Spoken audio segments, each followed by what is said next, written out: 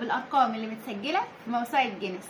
تخيل انك في اوضه سقفها 2.5 متر وفي شخص واصل لاخر السقف والناس كلها بتبص له كانه مشهد من فيلم خيال علمي، مش كده؟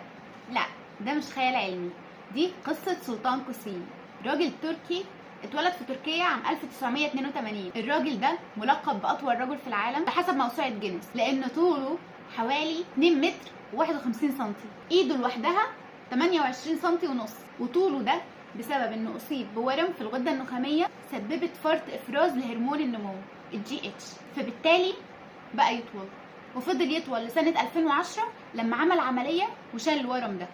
رغم التحديات اللي واجهته كان دايما بيحاول انه يستغل شهرته في انه يساعد الناس، بقى يشارك في حملات توعيه ومؤتمرات، ودايما بيقول كونك مختلف ده مش عيب، العيب انك ما تستغلش الاختلاف ده في مساعده الناس.